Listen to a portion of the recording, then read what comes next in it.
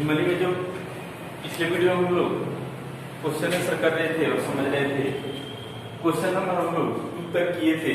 आज की वीडियो में हम लोग क्वेश्चन नंबर 3 का क्वेश्चन आंसर करेंगे और समझेंगे। ठीक है, देखिए क्वेश्चन नंबर 3 में दिया गया है क्वेश्चन, क्या शुद्ध जल विद्युत का चालन करता है?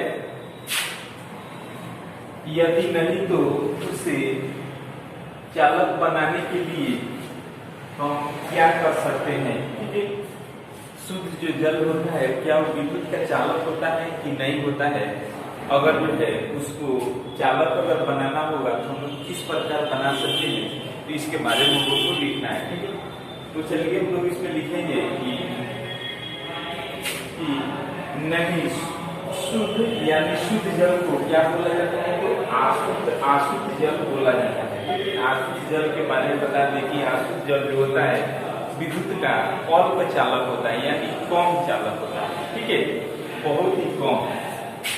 तो हम लिखेंगे कि नहीं शुद्ध यानी पोस्ट में अशुद्ध जल विद्युत का चालक नहीं करता है, यानी बिल्कुल नामात्रा बराबर यानी नहीं करता है।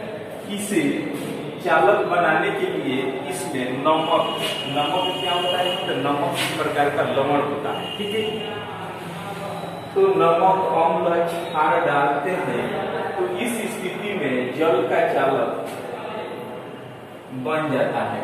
ठीक है, जल का जो है क्षमता क्या हो जाता है? बढ़ जाता है और इसका चालकता जो है बढ़ जाता है। जैसे आपको बता दें कि अपने घरों में देखिएगा जो भी बिजली का जो भी अर्थिंग का जो उपयोग किया जाता है, ठीक है, उस पे आप मान लीजिए जो अर्थिंग है उसके लोहे के गाढ़ करके और जमीन के अंदर उसको डाला जाता है, उसमें तार बांध दिया जाता है और उस पर देखिएगा कि नमक अगर डाल दीजिएगा तो काफी जो है वोल्टेज उसका बढ़ने की अधिक संभावना होती है। ऐसा क्यों होता है? तो ऐसा इसलिए होता है कि जो लवण होता है इसमें विशेष अधिक से अधिक जो है विद्युत उत्पन्न करने की क्षमता होता है।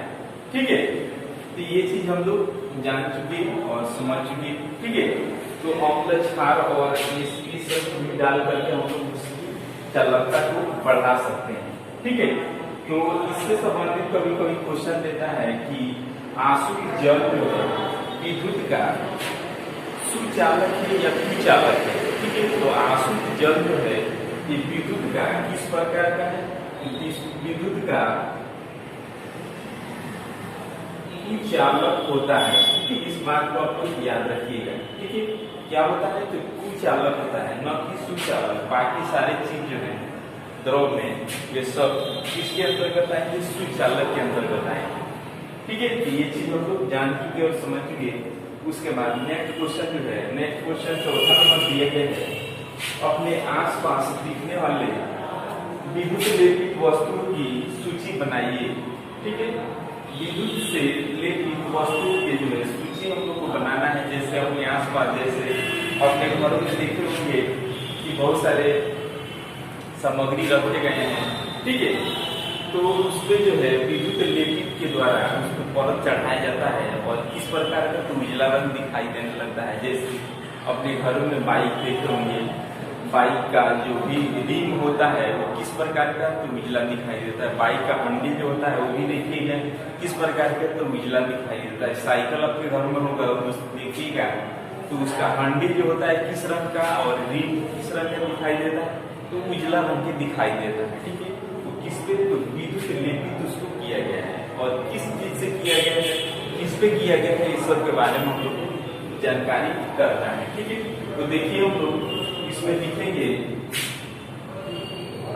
देखिए लिखे हैं इसमें विद्युत लेपित वस्तु यानी कौन से वस्तु और किस पदार्थ पर यानी किस चीज पर चढ़ाया जाता है और किस धातु का लेप, मतलब किसका लेप होता है, इसके बारे में हमको लिखेंगे।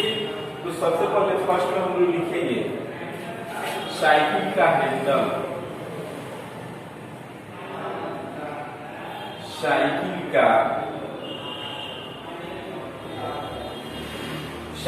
का हैंडल।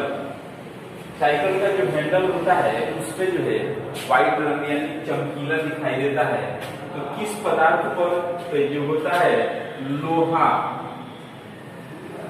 जो लेप होता है उसका, वो अंदर पहले क्या किया जाता है, वो लोहा होता है और लोहा पर जो लेप लगाया जाता है उस लेप को क्या बोला जाता है, उस लेप को बोला जाता है क्रोमियम। क्रोमियम, ठीक है। उस लेप को किस धातु का लेप होता है, तो किसका होता है, तो क्रोमियम का लेप होता है। और किस पे चढ़ाया जाता है, ये लोहा पर चढ़ाया जाता है, इसलिए जो है चमकीला दिखाई देने लगता है, ठीक है। और उस पे जंग लगने की संभावना बिल्कुल नहीं होती है। समझ रहे आप, ये चीज हम लोग जान चुके हैं। उसके बाद नेक्स्ट हम जानेंगे दूसरा नंबर पॉइंट में। दूसरा पॉइंट इसमें हम लोग जानेंगे साइकिल का रिम।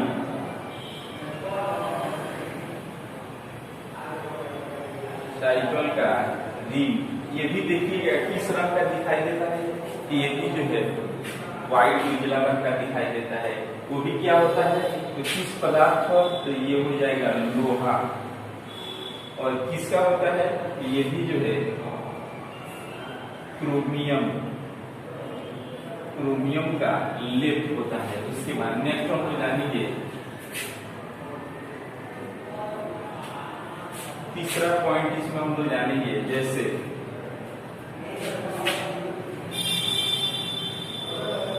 मूर्ति, ठीक है। इससे संबंधित और भी आप लोग लिख सकते हैं, ठीक है। जैसे मान लीजिए कि मूर्ति जो भी बनाया जाता है इसमें अलग अलग प्रकार की डिजाइन दिया जाता है, ठीक है। मूर्ति देखिएगा अपने में, आप लोग बाजार में जाते होंगे, देखते होंगे कि मेला बाजार में कि मूर्ति का डिजाइन जो बनाया जाता है काफी चमकीला बना दिया जाता है। ऐसा क्यों बनाया जाता है, ये क्या चीज का लेप होता है, ये सब के बारे में हम लोग जानेंगे, ठीक है। तो उस पे जो है मूर्ति जो होता है उस पे किस पदार्थ पर, यहाँ समझ जाएगा एल्यूमिनियम। एल्यूमिनियम, एल्यूमिनियम का, एल्यूमिनियम पर जो है किसका लेप चढ़ाया जाता है, तो चांदी, ठीक है।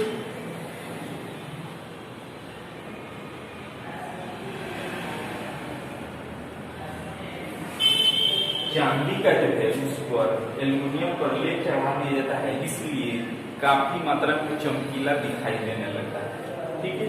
तो ये जो है इस धातु में क्या हो जाएगा, तो चांदी हो जाएगा, ठीक है। किस पे चढ़ाया जाता है, ये एल्यूमिनियम पर चढ़ाया जाता है, ठीक है। और ये मूर्ति में प्रयोग किया जाता है। इसके बाद नेक्स्ट हम लोग जानेंगे जैसे आभूषण।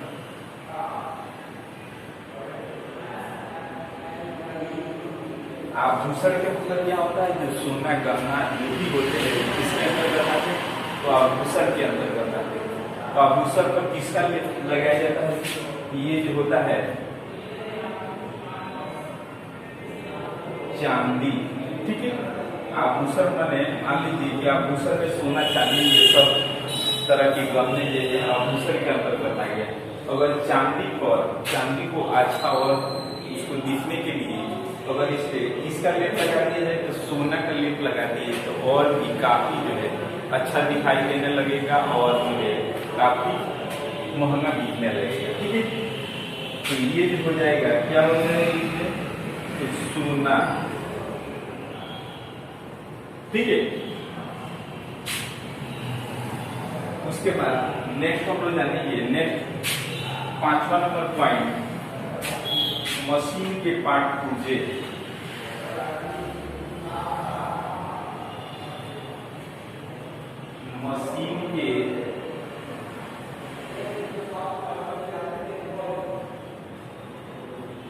मशीन के पार्ट पुर्जा, इसके मशीन का जो भी पार्ट पुर्जा होता है वो क्या चीज से बनाया जाता है, तो ये जो है लोहा, उसमें लोहा का प्रयोग किया जाता है। और किसका लेप लगा दिया जाता है, किस धातु का लेप लगाया जाता है, तो निकेल, याद रखिएगा निकेल, ठीक है। जैसे ट्रेन का जो भी पटरी होते हैं इसमें क्या वो लोहा होता है, ठीक है। लेकिन उसका किसका लेप लगा दिया जाता है, तो निकेल का लेप लगा दिया जाता है, इसलिए जंग लगने की संभावना जो है कम हो जाती है। ठीक है, तो ये चीज मेन कुछ पॉइंट हम लोग, इसके अलावा भी आप लोग और भी कुछ लिख सकते हैं। ठीक है, तो देखिए इसमें दिया गया था फर्स्ट में साइकिल का हैंडल, ये लोहा होता है, किस पदार्थ का, तो लोहा पर, और किस धातु का लिप चढ़ाया जाता है, तो क्रोमियम का चढ़ाया जाता है। साइकिल का रिम जो होता है ये लोहा, इस पे किसका लेप लगाया जाता है, तो क्रोमियम का लगाया जाता है। ठीक है, इससे संबंधित और कुछ पॉइंट इसमें समझिए। कभी कभी क्वेश्चन आप लोग को ये भी दे देता है, देखिए क्वेश्चन कभी ये भी दे देता है कि जब किसी पदार्थ को या किसी लोहा को जंग लगने से बचाने के लिए किसका लेप चढ़ाया जाता है, तो कभी कभी दे देता है क्या, जस्ता दे देता है। ठीक है, तो अगर जस्ता दे देगा तो क्रोमियम नहीं देगा। ठीक है, और क्रोमियम दे देगा तो जस्ता नहीं देगा। इस बात का आप ध्यान रखिए कि जस्ता का लेप लगाया जाए तो जो है ये दे देगा कि इसको नहीं देगा। ठीक है, तो ये चीज आप लोग जान चुके और समझ चुके। और जो है इससे और भी कुछ क्वेश्चन बनते हैं कि ये जो क्रोमियम या जस्ता का जो भी लेप लगाया जाता है ये किस विधि द्वारा लगाया जाता है, इससे भी बहुत सारे क्वेश्चन बनते हैं। तो आपको बता दें कि ये जो है गैल्वेनाइजेशन बोला जाता है, गैल्वेनाइजेशन।